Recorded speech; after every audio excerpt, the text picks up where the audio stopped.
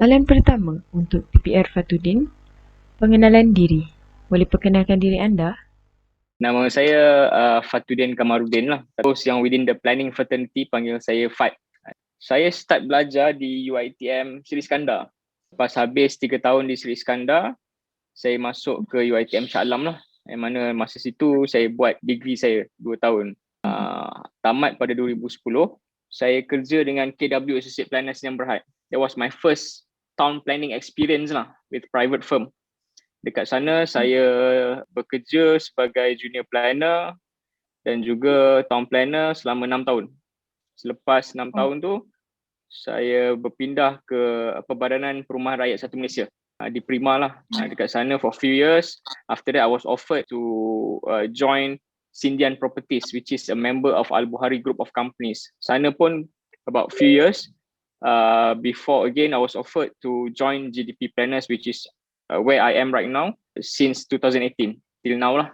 I was given opportunity to lead the team. Saya registered 2016. Saya punya serial number saya 656/16. So saya registered 2016 lah, selepas 6 tahun saya bekerja dan menimba pengalaman. Soalan pertama saya, apakah ciri-ciri perancang bandar yang profesional bagi Encik Fat? We talk about professionalism or professional town planner, dia ada certain criteria you have to meet lah. So dia ada subset, dia ada few rules that you have to, or three criteria you have to meet up. And first and foremost is educations and qualifications lah. Kalau kita qualification kita as cert, diploma, kita tak boleh jadi professional town planner. You need to have a minimum requirement of degree. Betul tak? Other than qualifications, dia ada juga things like for example skills, kemahiran kan yang diperlukan juga, knowledge yang diperlukan juga, so that you be able to perform as a professional kan. You need to also have a quality of services. You need to understand also scope of services that you need to render to your client, be it whether you're in public or private sector lah. And as a professional town planner, you are also bound to the Code of Professional Conduct. Yang ini governed by institute dan juga governed by board lah. So dalam board pun, if you log into Malaysian Institute of Planners ataupun Lembaga Perancang Bandar Malaysia, dekat situ dia ada Code of Professional Conduct. Jadi mana-mana perancang bandar berdaftar harus patuh kepada Code of Professional Conduct. Dia ada outline dekat situ apa. Soalan kedua ini pula, bagi Encik Fat, apakah skop kerja seorang perancang bandar yang profesional? Dia perancang bandar ni dia involved with planning of human settlement. So kalau human settlement ni, dia bukan kat kawasan bandar je, regardless of where you live lah, sama ada di bandar ataupun di desa. Jadi skop kerja kita ni, we basically formulate a policy from a top to down. We formulate the policy to ensure that there is a balance in terms of demand of land being developed dengan the needs of community, dengan keperluan masyarakat. Dalam kita juga perancang bandar ni, we try to strike a balance tau.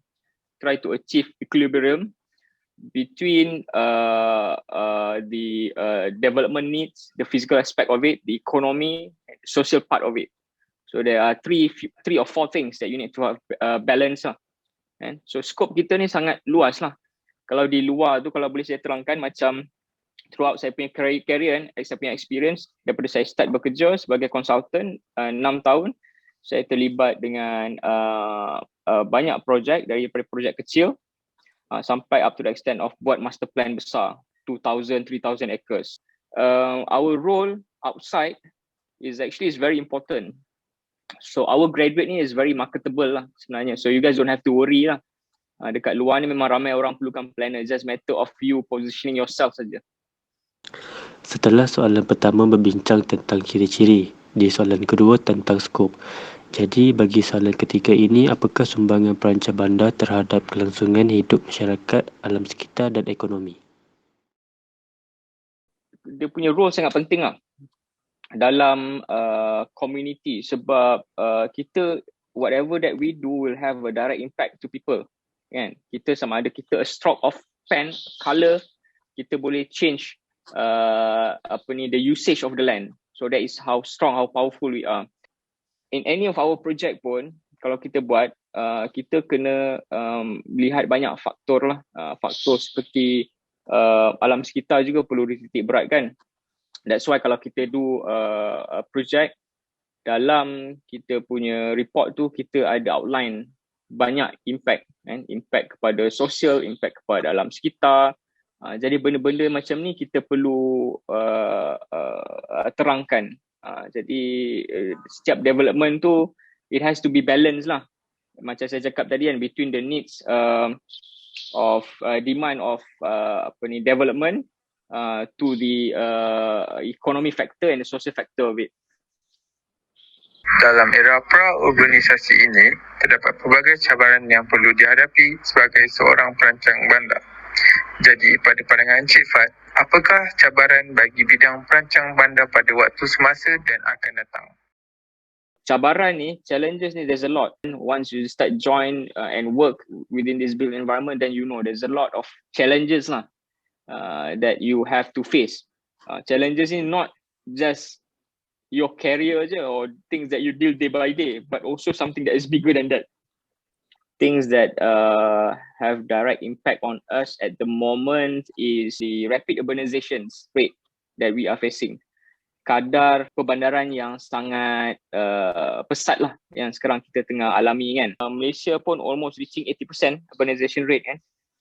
So banyak ada isu-isu yang datang daripada urbanization rate ni. Things like for example traffic, things like for example housing, things like for example flash flood, all these disasters that's coming into the city.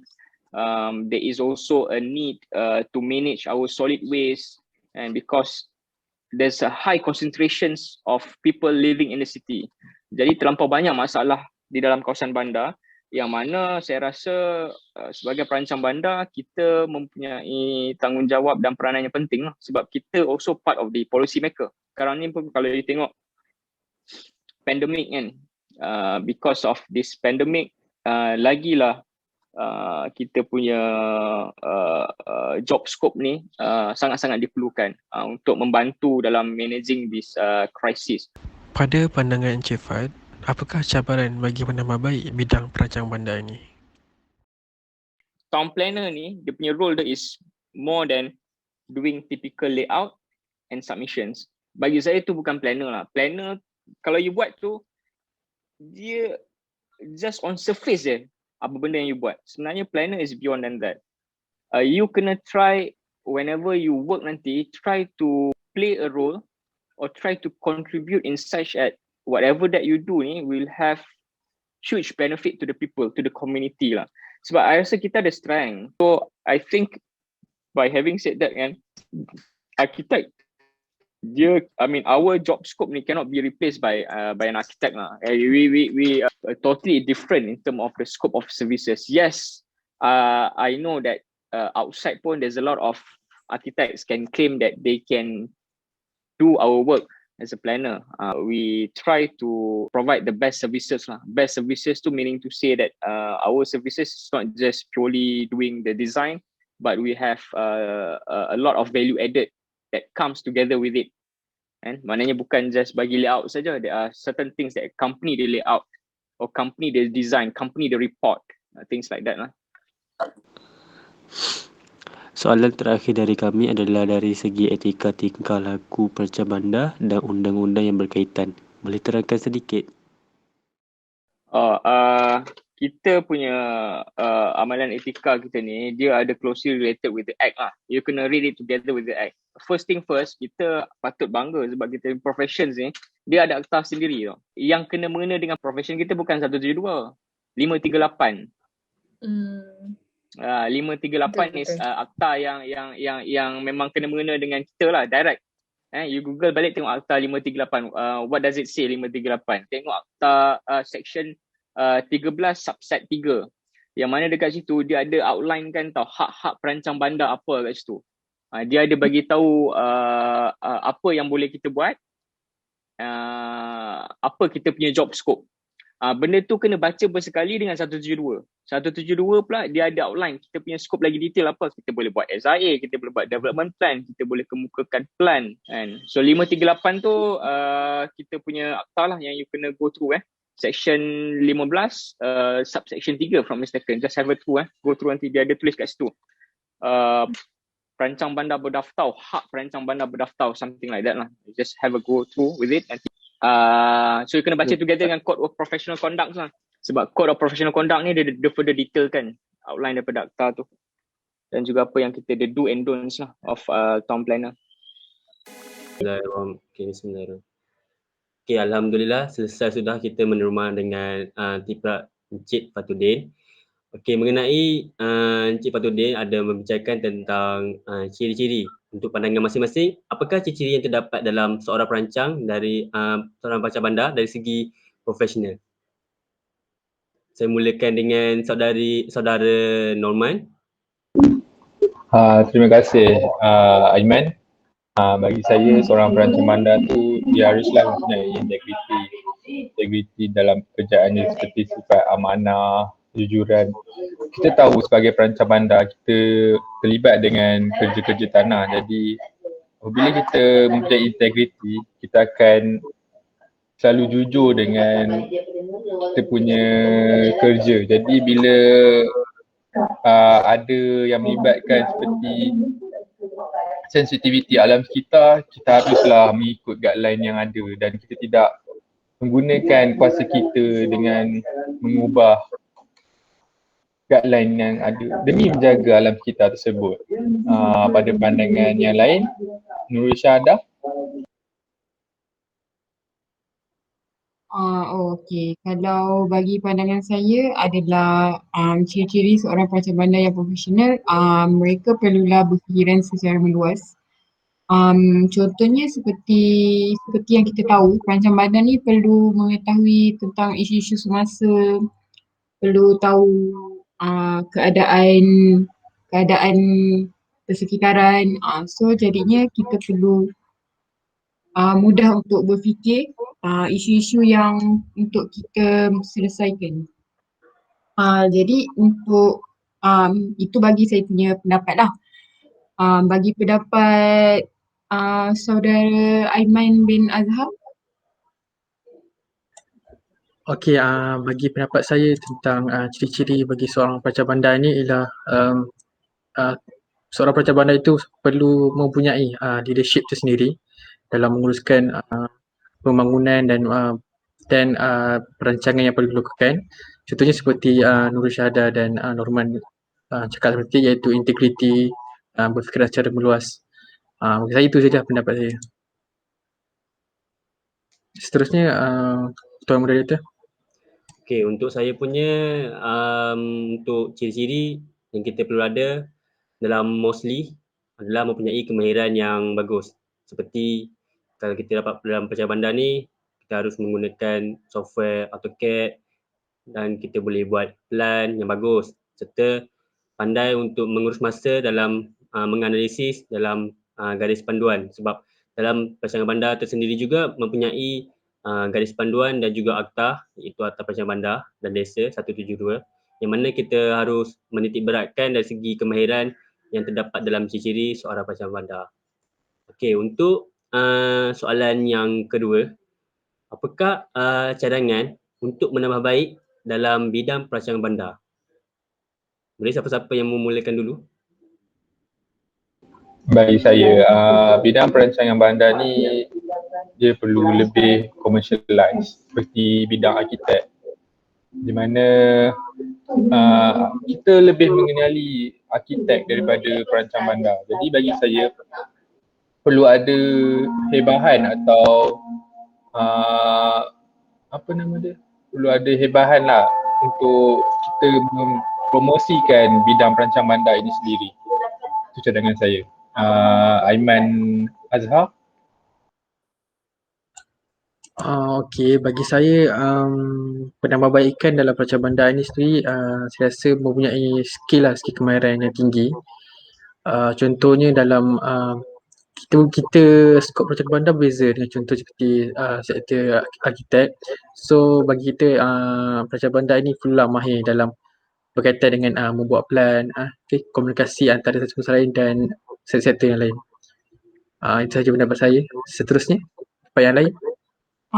Pendapat saya pula untuk menambah baik dalam bidang perancangan bandar ini, kita perlu memberi perkhidmatan servis yang baik seperti membuat plan yang bagus.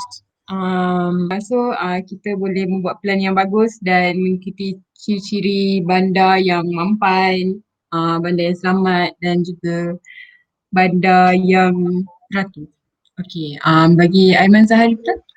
Okey, bagi saya, last sebagai untuk menambah baik dalam bidang perancangan bandar, seperti kita tahu kita haruslah mengambil berat.